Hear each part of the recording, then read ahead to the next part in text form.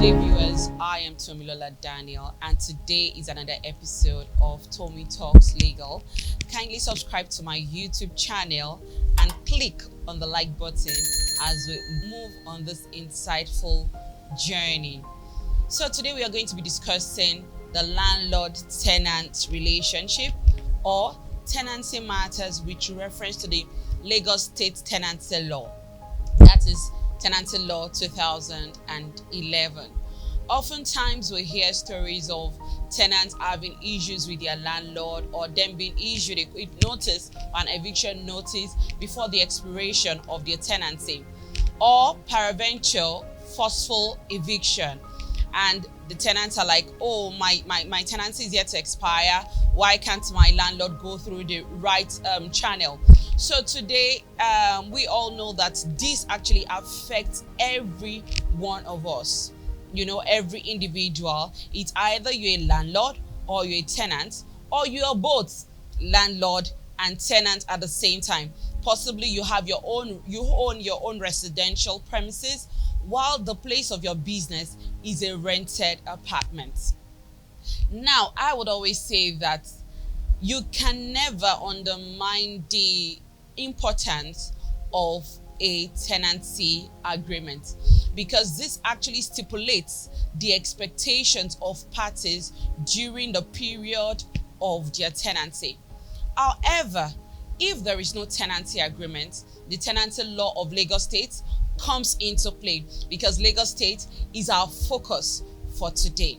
Now, before you talk about eviction, you have to look at it in the light of either the tenancy agreement, if there is a tenancy agreement already available guiding the tenancy, or if there is no tenancy agreement, you look at it in the light of the tenancy laws applicable to that state.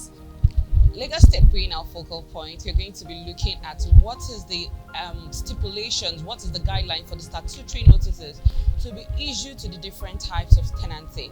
So for a monthly tenancy, a month's notice is required for that kind of tenant.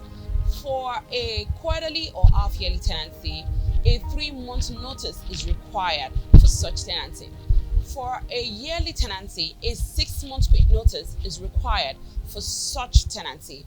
While if you're a tenancy at will, a tenant at will is a tenant living at the pleasure of the landlord or of the owner of the house, which means at the expiration of such tenancy, the landlord permits or allows the tenant to live in the premises without a stipulated date for expiration. So for such tenant who is living at the pleasure of the owner, that person or that tenant is only entitled to a week's notice. However, to every general rule, there is always an exception. Now, there is an exception to these stipulated statutory notices.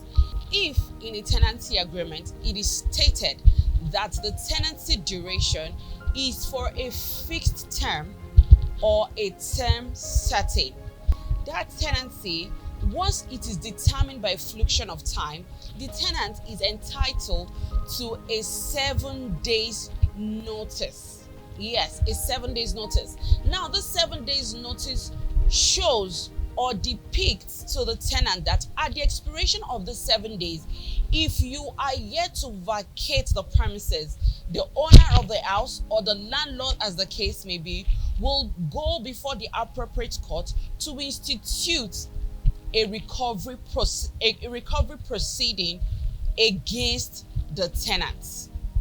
However, where a 7 days notice has been served on the tenant, or the tenant or the landlord has shown intention to recover possession and the tenant refuses to vacate the premises, the landlord cannot resort to self-help. Self-help means forcefully evicting the tenant, either by causing a major damage to the property or forcefully evicting by molesting the tenant. In this situation, where you have made your intentions of recovery known to the tenants.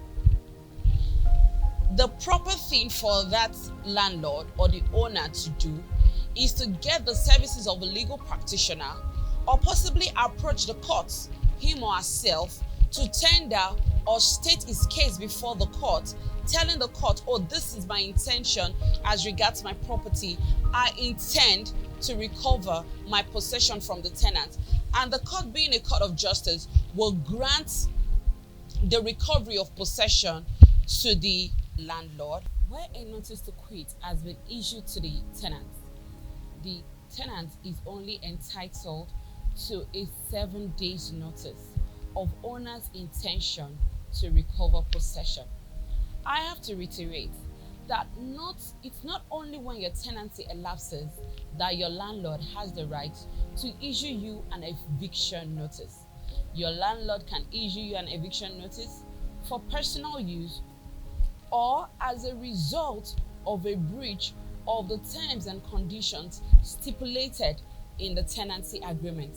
Where a tenancy agreement has been breached by the tenant, the landlord has the right to issue the tenant a quit notice or an eviction notice, as the case may be, because a term or condition in the agreement has been breached.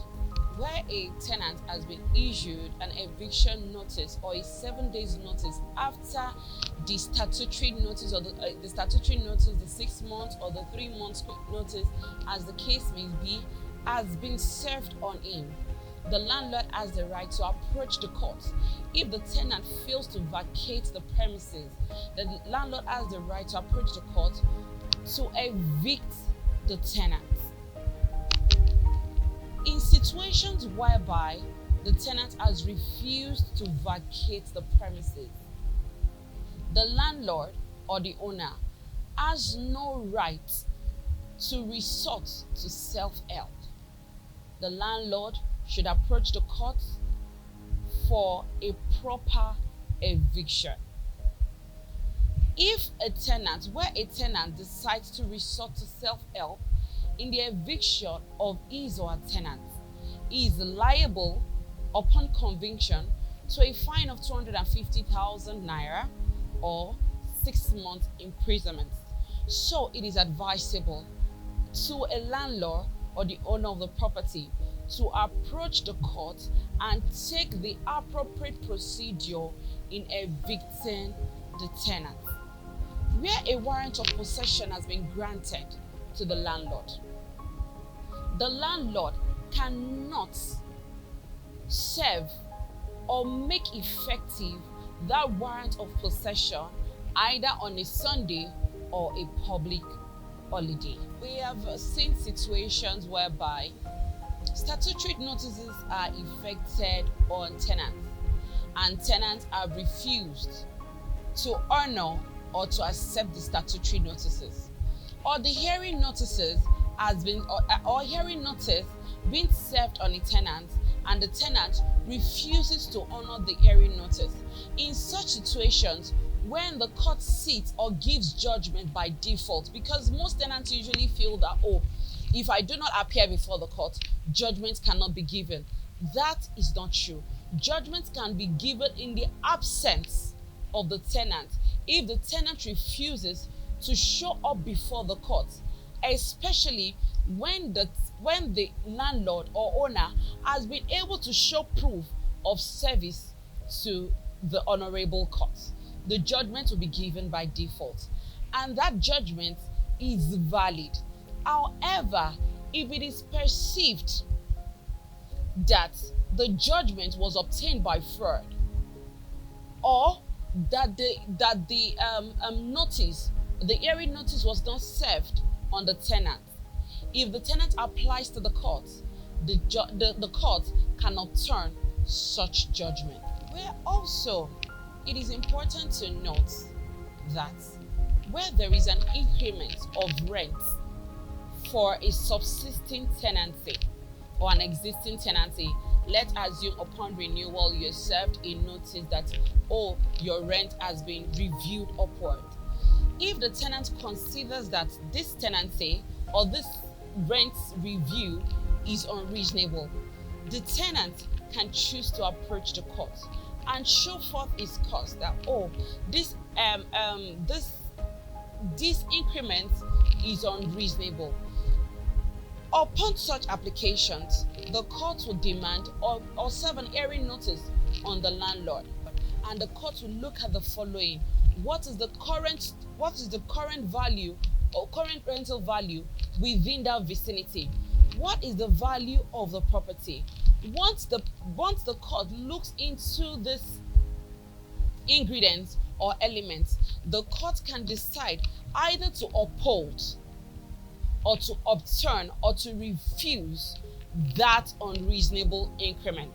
I usually tell my clients that no matter how valid your cost may be, the court will never force an unwilling tenant or a willing tenant or on an unwilling landlord, which means a tenant who is willing to stay in a premises, but the landlord is refusing. The court will never grant judgment in favor of such tenants. If this session has been insightful enough for you, kindly click on the like button, subscribe to my YouTube channel, as I also will be waiting at the comment section for your questions and comments as the case may be. Thank you.